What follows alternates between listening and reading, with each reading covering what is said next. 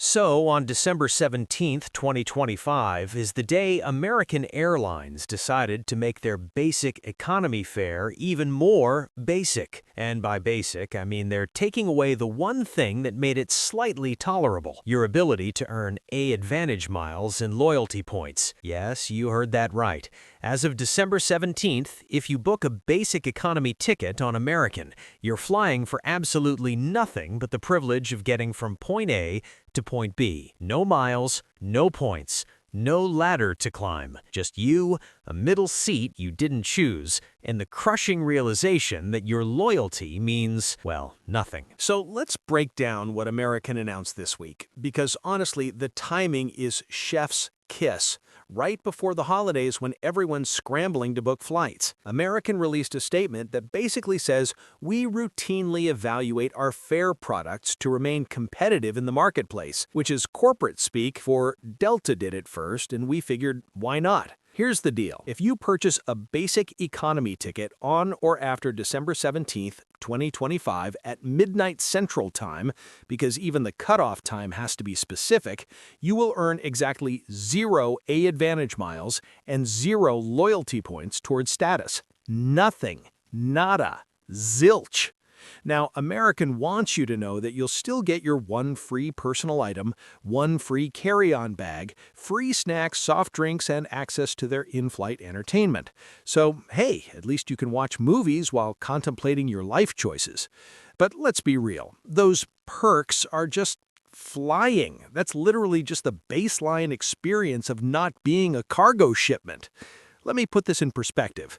Under the old system, AAdvantage members earned about 2 miles and 2 loyalty points for every dollar spent on a fare. So if you bought a $319 basic economy ticket from LA to New York, which is the actual price I found for December 27th on American's website, you'd normally earn around 638 miles and 638 loyalty points. Now, 0. You're paying American Airlines $319 to move your body across the country, and they're saying, "Thanks for the cash, but we're not going to acknowledge this relationship." It's like if your favorite coffee shop suddenly said, "Yeah, we're keeping your money, but you can't earn rewards anymore.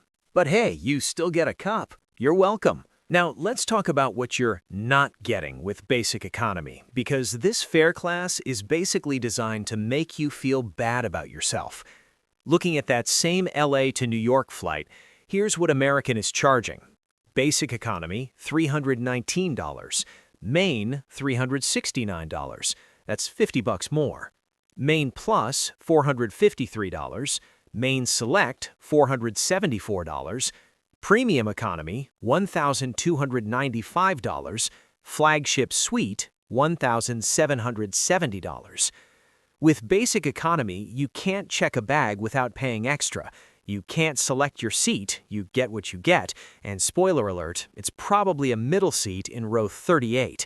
You can't change your booking, and you're boarding dead last, which means you'll be playing Tetris with the overhead bins while everyone glares at you.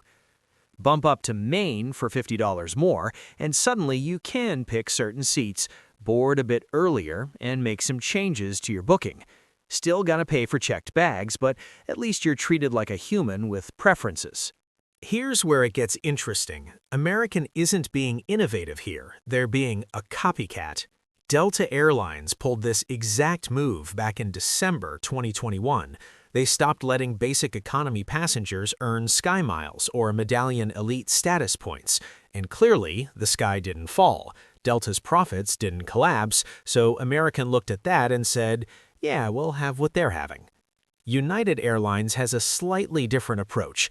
Their basic economy passengers can earn premier qualifying points and lifetime miles, but those flights don't count toward the flight minimum for status. So it's like, we'll give you points, but don't get too excited.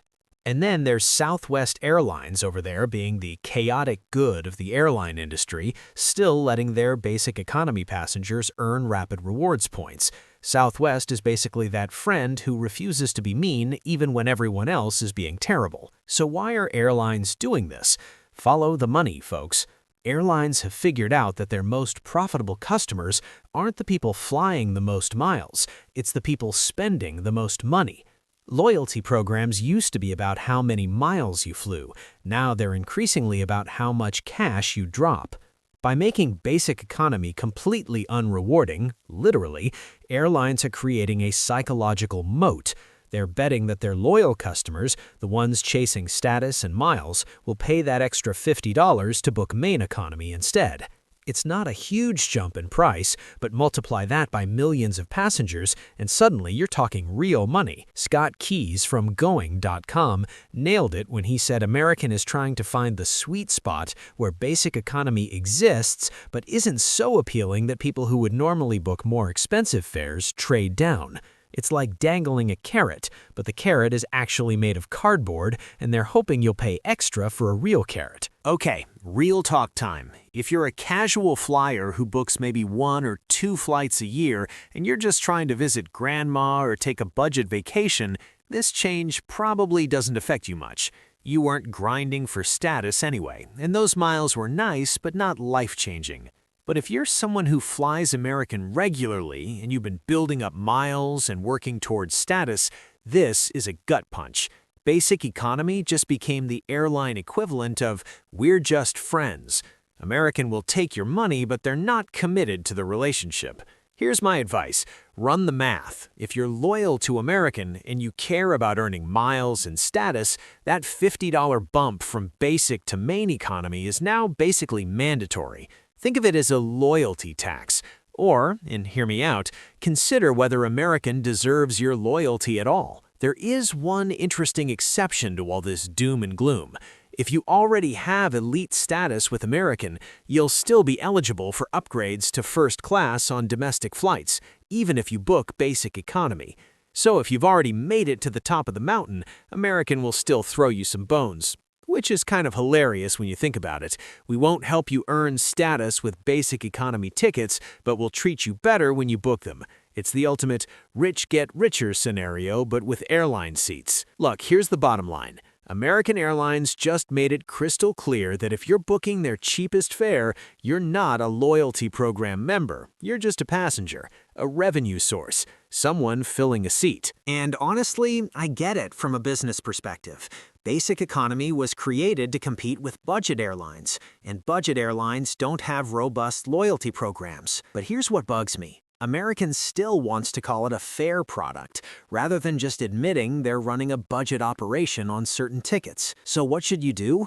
If miles and status matter to you, avoid basic economy like it's a middle seat on a red eye. Pony up the extra cash for main economy or higher.